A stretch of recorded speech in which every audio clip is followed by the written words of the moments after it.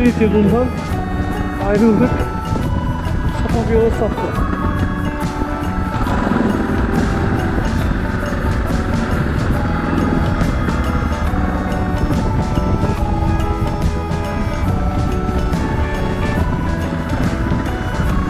Bu yollar asfalttan çok daha zevkli.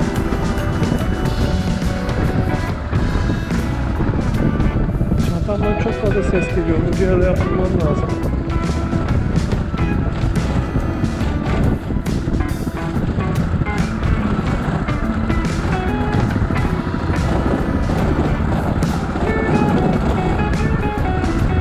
Ekrançı çantayı bundan 4-5 sene önce almıştım.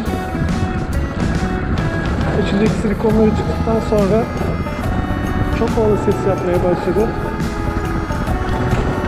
Aldığım yere götürüp yaptırmaya çalışacağım. İnşallah yaparlar.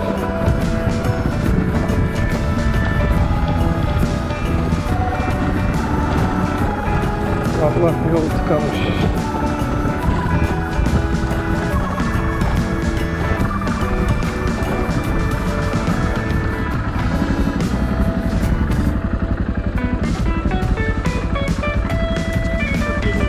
Şu an geçemem de.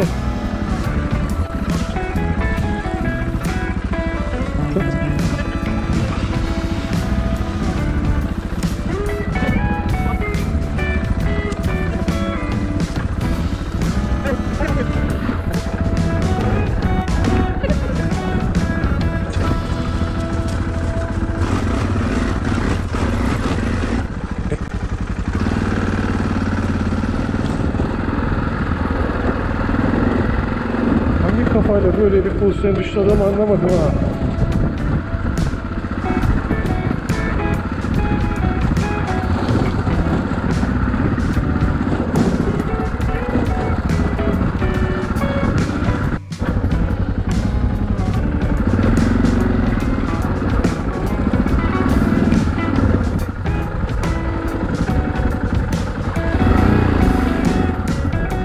Bütün su geçişlerinde değişik teknikler var ama ben hiçbirini uygulamıyorum açıkçası.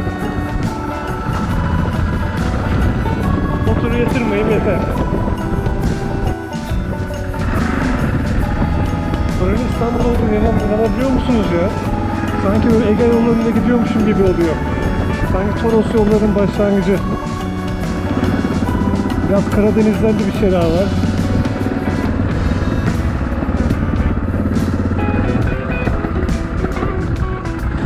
Hala karlar erimemiş bazı yerlerde.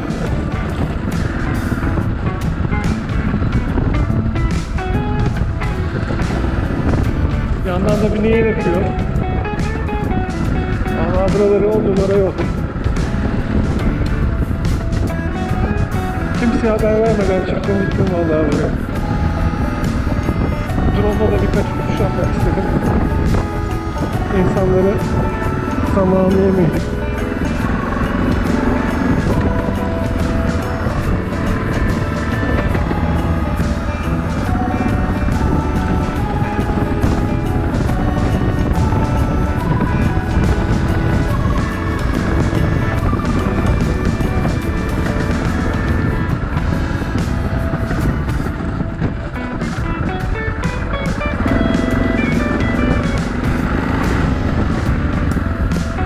Yandan nehir de akıyor.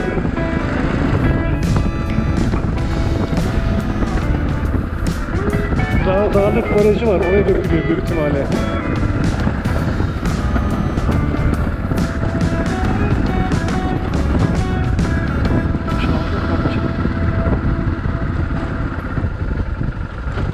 Çağda bak kapalı ama ne kadar ses çıkartıyor ya.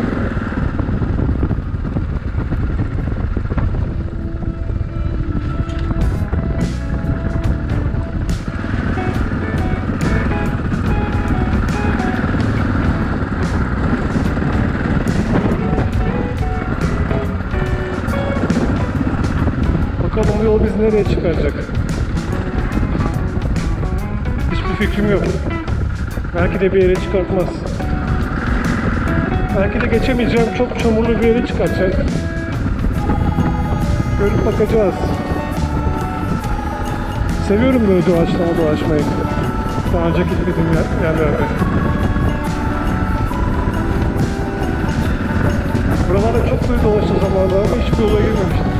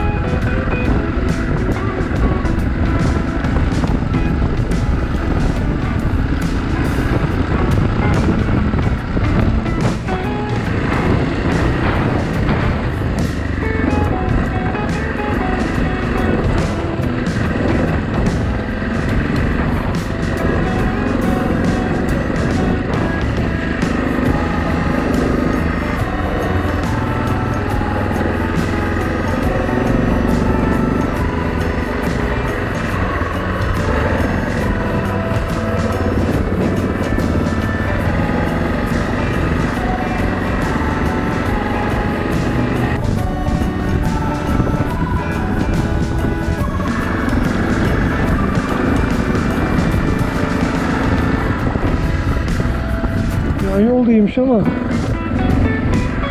yol değil, motoru aşar herhalde. TMB her şeyden biraz yapıyor arkadaşlar.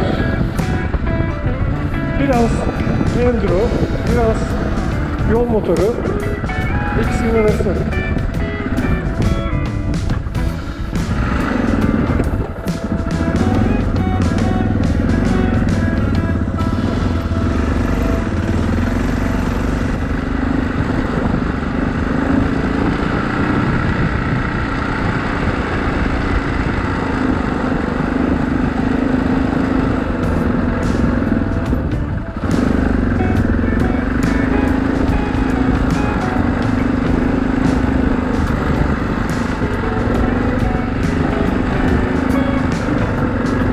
Buraları çok güzelmiş ya.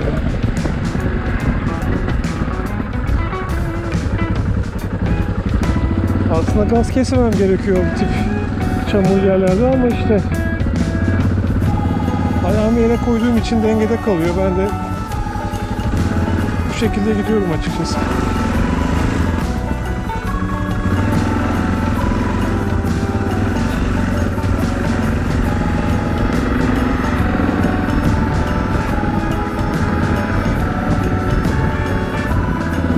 Çamurla biraz kaydım, tırsmadım değil.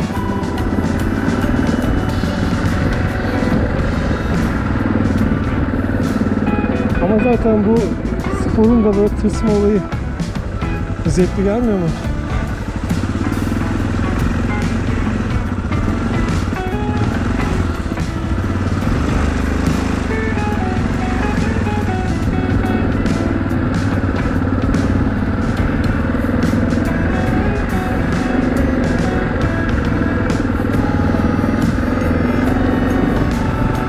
Bakalım yol nereye çıkacak?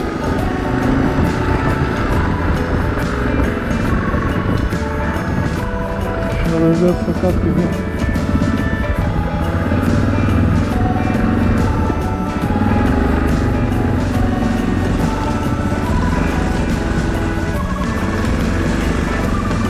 Şuraya bakar mısınız?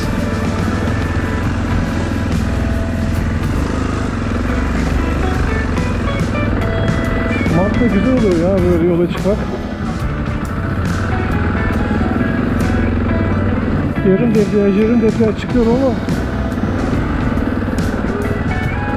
tırsıyorum yani yarım debriyaj yapmaktan. Bu motor debriyajı yiyor yarım debriyaj yapınca. Ve cross motorlar gibi değil. Bir keresinde plajda kalmıştık böyle debriyajı yiyip.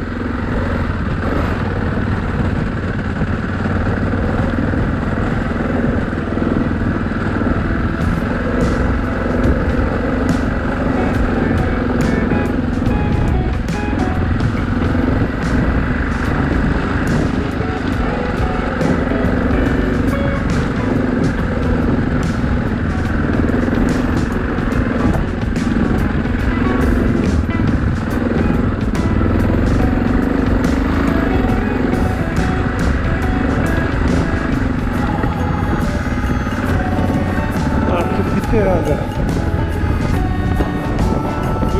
iyi bir yere bağlar büyük ihtimalle. Bana öyle geliyor.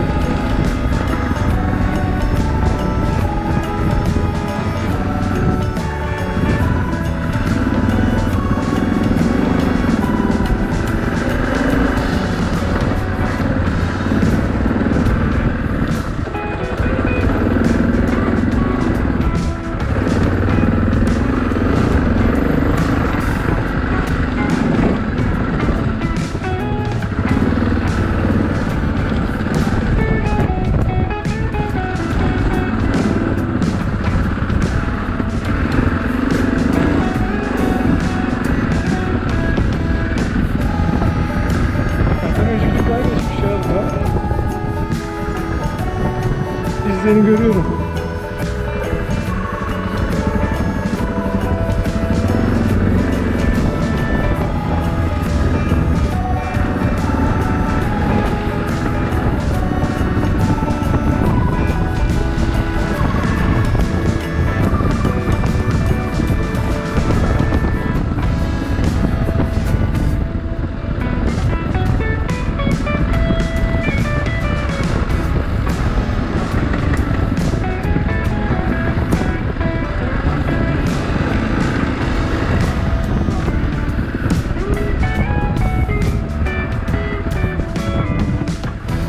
Her motorcunun sorusu.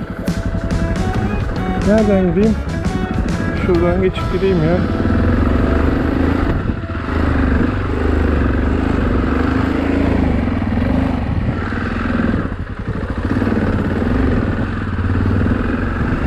Ama lastikleri ilk defa test ediyorum offroad'da. Çok başarılı geldi bana. Bir tanesi E06 kullanıyorum. 10 numara lastikmiş. Bunca zaman Haydan Neo Scout'lara çok para vermişim ya. Bu yeterliymiş. Ekonomik kriz olunca işte başlayınca dünyada Haydan Neo getirilmemeye başladı. Gelse bile 4000-5000'den aşağıya gelmezdi.